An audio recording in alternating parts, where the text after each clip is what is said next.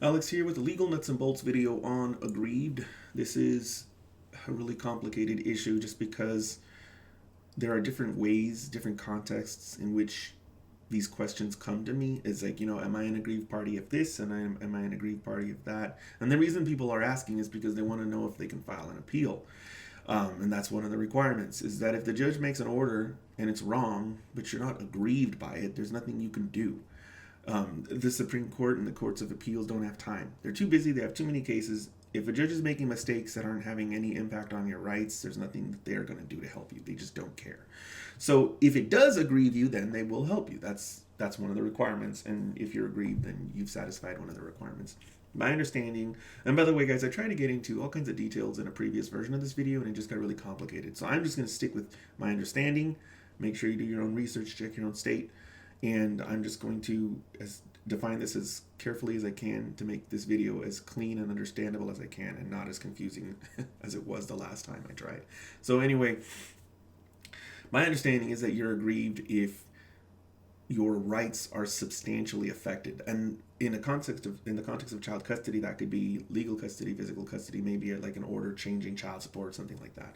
In the context of criminal law, that could be you thrown in a jail cell. In the context of some civil case, you could be losing your property or ordered to pay money damages or something like that. Those are the things I think most people understand. The curious area, at least to me, is what if there are statements being made by the judge in a court order that aren't true or were not entered consistent with the law, yet at the same time, they're just statements. So it's not really like you're being ordered to do something. They're just saying things about you that aren't true. This is what comes up a lot, and most of the time, in fact, I don't think I've ever gotten a question otherwise. So maybe I could say, for the purposes of my channel, every single time it's somebody asking me because they're going through some kind of child custody issue, and the judge, family court judge, is making statements in an order that are incorrect, they're wrong, but they're not affecting their rights. And one good example is when I got ordered to pay attorney fees, but the judge didn't put the specific dollar amount. So that looks bad. It's an order granting motion for sanctions. It says a whole bunch of things in there that aren't true. It says that I harassed my ex, that I didn't follow the law. It says that I have to pay attorney fees, but it doesn't say the dollar amount of the attorney fees. All it does is it says that the attorney has to file an affidavit at which, at a later date and time, once the judge gets that affidavit, she'll enter the attorney fee number. So at the time that was entered, I didn't think I could appeal it, and in fact, I was right. So I did my research, and there was a case called Yonker v. something, I don't know. And in that case, there was a person who filed an appeal from an order granting attorney fees in the Court of Appeals or the Supreme Court, whoever said, we can't help you. There's no dollar amount in there. Now, that could just be because it wasn't a final order, because that's another one of the requirements when you're trying to get an appeal from what they call a special order after judgment. And that's, please watch my video, Filing an Appeal, to learn more about that stuff. Filing an appeal goes into all these details. But at the same time, I think there's also a question as to whether or not that person's aggrieved. So setting aside the fact that maybe the decision wasn't final yet, that there was more to go through, is a person aggrieved if they don't have to pay money? If there's all these misstatements, but it doesn't actually impact your life, are you aggrieved? And it gets really murky because this same person and other people say, well, that's true, but what if they take that court order and they post it on social media? Or what if like a reporter goes on TV and says you are all of these things that aren't true, but you couldn't challenge it because you couldn't file an appeal because of the whole appellate process? Well, I'm sorry to say, but I don't think you can do anything about that. It's disappointing too, because it could lead to more mistakes. So like say later on down the line, the judge in the same case decides to make you a vexatious decides to declare you a vexatious litigant, and they cite all these reasons, and one of the reasons that they cite is that other order that you couldn't appeal. Let's say they forgot about it. The attorney just went away, they didn't file their affidavit, they just forgot it existed, there was never a dollar amount entered, and there's just this order floating around that says all these horrible things about you, that you have to pay attorney fees that you never had to pay. And now later on, the judge says, you're vexatious for all these reasons, and I'm going to cite that order too. Well, you kind of end up in this position where now you can appeal, and one of the things that you can say on appeal is that this judge relied upon something else that was erroneous that at the time you couldn't challenge because they hadn't set the dollar amount, but now you are challenging it because you've been declared vexatious and that's impacting your right to file papers. And the Supreme Court would most likely reverse and say, this was wrong. You shouldn't have done this. At the time, we couldn't consider it because you weren't aggrieved, but you're aggrieved now. And so we're going to look at all this stuff that we couldn't look at before. Okay, well, that's just what you have to go through. The viewers most of my viewers don't like the idea of filing an appeal. And so it's like, well, that's really annoying. This judge shouldn't have made these mistakes and then relied on those mistakes to make more mistakes, and now we have to appeal to fix it. I know that the world shouldn't be that way, but that's unfortunately how it is. That covers the angle of something being used against you that you can't challenge now.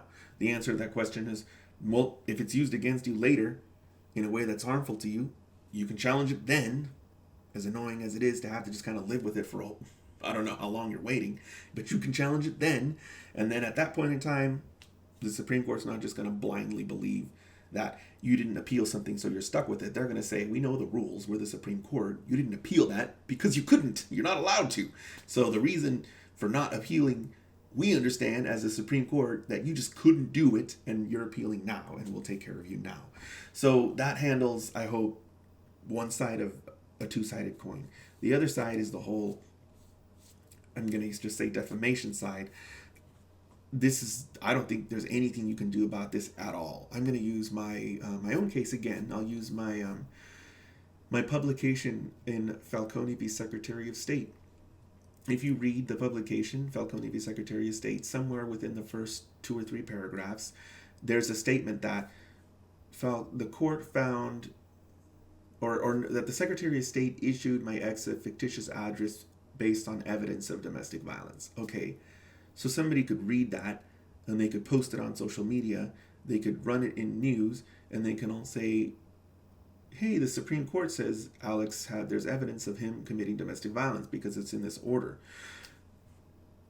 Well, that's that's a really complicated issue. I've already talked about it in that video. That's within the context of the statutory definition of domestic violence in that specific statute. You can read later on down in the order where they say, he can go back to court and file this document, and then at that time the court has to find out if there was actual domestic violence or not.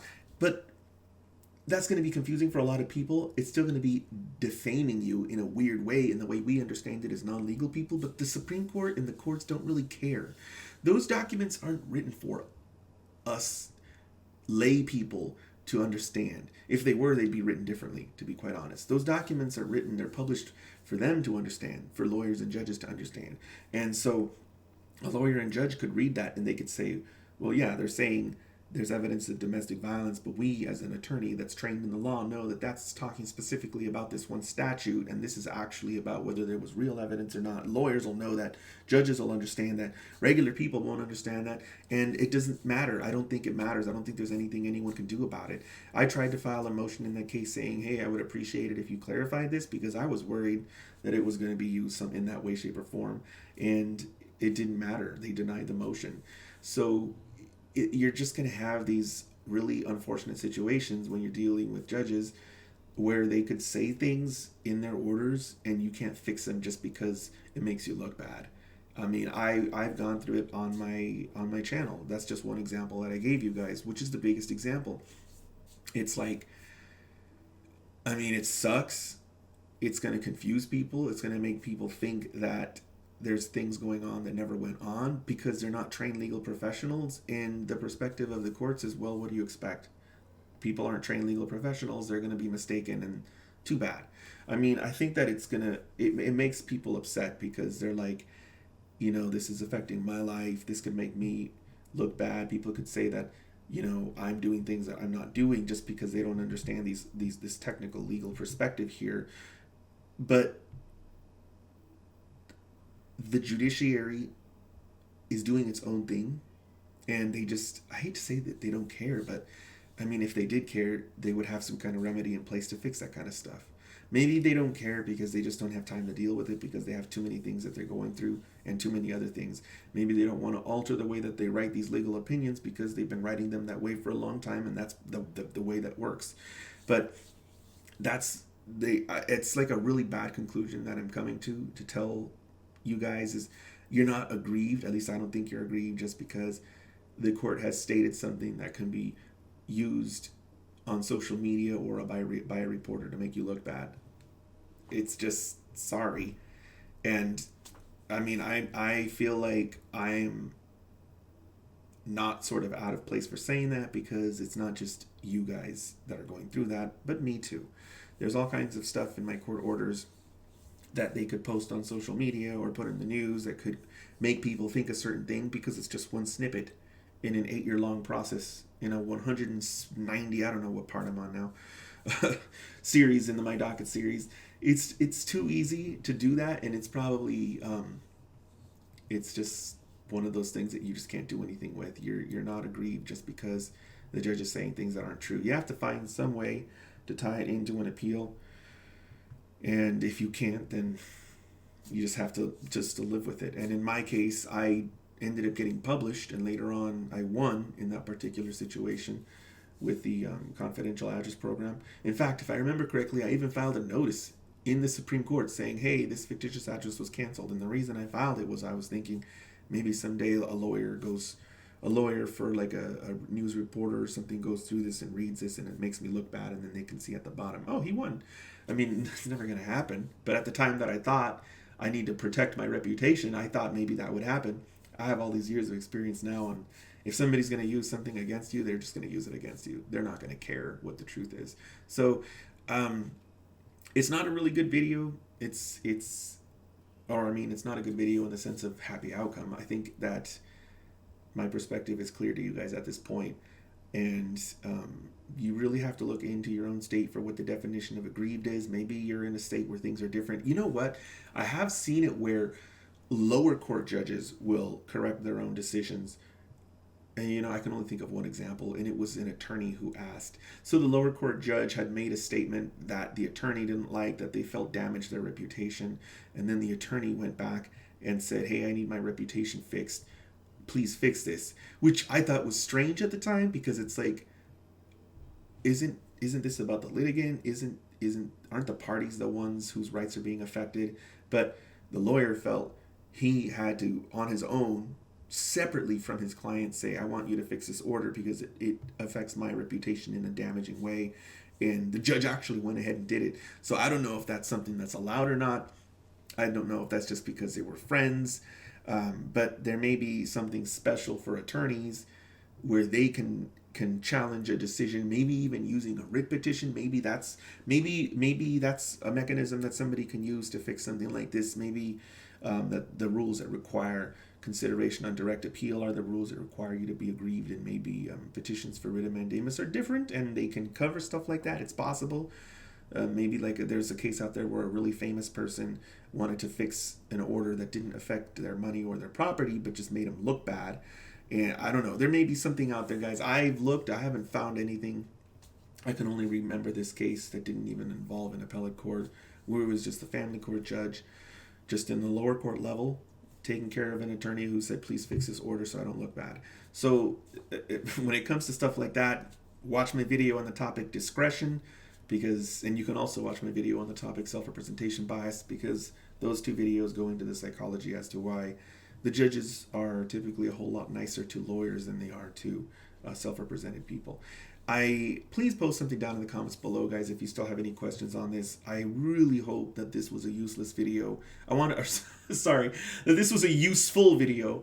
I was worried that it was going to just be one of those videos that said, no, there's nothing you can do. And I wanted to make it more detailed than that. And so I think I've gone into quite a few minutes of detail at this point. So I'm going to go ahead and sign off, guys. Now, again, if you have any questions, feel free to post them down in the comments below. And I will see you guys next time.